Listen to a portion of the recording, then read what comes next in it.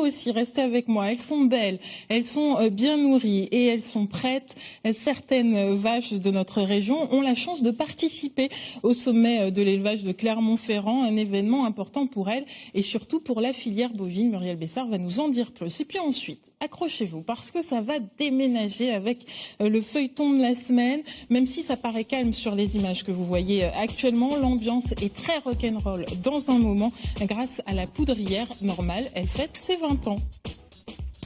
Mais avant, parlons de la filière bovine. Elle est à l'honneur à partir de demain à Clermont-Ferrand. Et bien sûr, nos plus belles vaches sont représentées. Quels sont les enjeux d'un tel rendez-vous? Eh bien, je vais poser la question tout de suite à Muriel Bessard.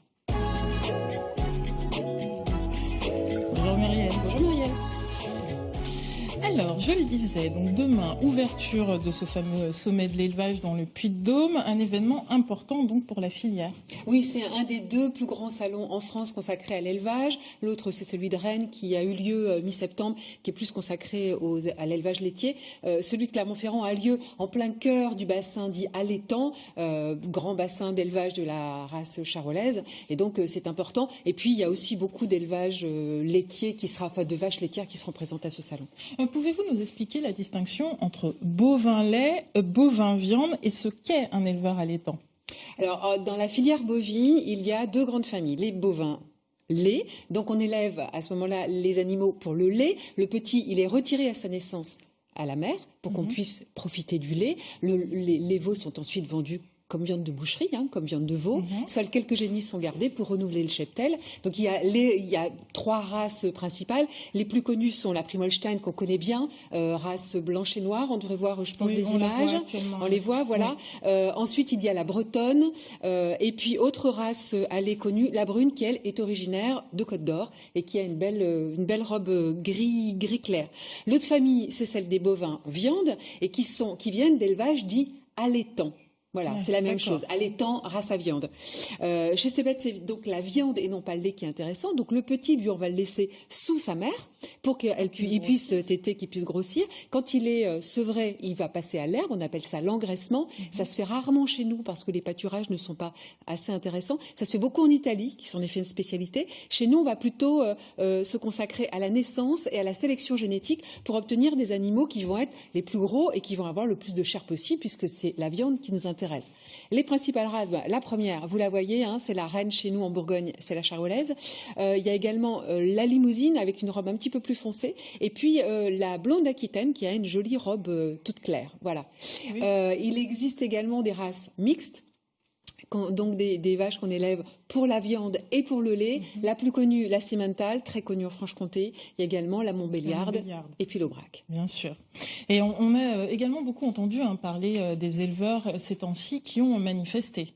Ils ont beaucoup manifesté fin août, début septembre. Alors les éleveurs laitiers se sont beaucoup affrontés au groupe Lactalis, qui est un géant du secteur industriel du lait. Ils lui reprochaient de ne pas payer assez bien le lait, ce qui était vrai. C'est le groupe qui payait le moins bien les éleveurs.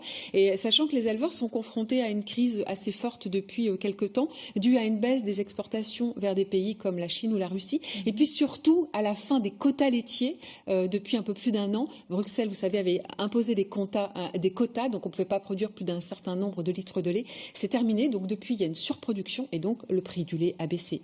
Les éleveurs ont obtenu quelques centimes de plus de la part de Lactalis. Et puis l'Europe aussi, pour faire remonter un petit peu les cours, incite les éleveurs à moins produire en leur donnant de l'argent. Donc l'Europe donne 14 centimes par litre non produit aux éleveurs. La France rajoute 10 centimes d'euros par litre non produit. Il y a 13 000 en France, 13 000 éleveurs laitiers qui ont déposé un dossier. Ça devrait représenter à peu près 180 000 litres de lait en moins. Quand même. Et ceux qui produisent de la viande sont également dans une situation difficile. Oui, ils ont beaucoup protesté aussi au mois de septembre contre la grande distribution. Deux problèmes. Alors, sur un plan national, c'est la crise économique qui a fait qu'on a mangé moins de viande en France et donc les prix ont baissé. Plus de viande, moins de demande, donc les prix ont baissé. Et puis l'autre problème sur le plan international, ça va pas très très bien non plus. Je vous propose de voir un reportage pour comprendre un petit peu mieux la situation, puis on en reparle. D'accord. David Chaise est éleveur de charolais, la principale race à viande française. Installé à Bord-l'Étang depuis 2008, il produit notamment des broutards, de jeunes veaux mâles destinés à l'exportation. Ceux-là sont nés en janvier dernier, ils pèsent maintenant pas loin de 400 kilos. David s'apprête à les vendre. Problème, l'année dernière, les broutards étaient valorisés 2,50 € le kilo. Ils sont aujourd'hui à 2,20 €. Pour faire simple, David a perdu l'essentiel de ses revenus. L'Italie importe des broutards. Jusqu'à présent, on arrivait à leur vendre assez facilement. Aujourd'hui, ils trouvent des broutards de Pologne ou d'autres pays. C'est un marché européen, voire mondial, donc on est en concurrence avec les autres pays et pas forcément avec les mêmes atouts. Les éleveurs français sont également en difficulté sur le marché national. Ils tentent d'imposer à la grande distribution, comme ici à Issoire début septembre, une meilleure valorisation des races à viande, le cœur de gamme de leur production. Ils ont besoin pour cela du soutien des pouvoirs publics. Une délégation a été reçue en préfecture de Clermont-Ferrand. On veut que la barquette soit bien étiquetée et qu'elle soit, que quand le consommateur vienne l'acheter, il sache quelle est la race qu'il achète. Et quand il veut de la race à viande, il soit sûr de son achat. Et les éleveurs de bovins viande ont également obtenu gain de cause. Oui, ils ont obtenu gain de cause de la part de plusieurs enseignes de la grande distribution qui ont accepté d'augmenter légèrement les prix payés aux éleveurs et puis qui ont accepté aussi de mettre plus de viande issue de races à viande dans leurs étals. C'est ce que disait cette dame qu'on vient d'entendre.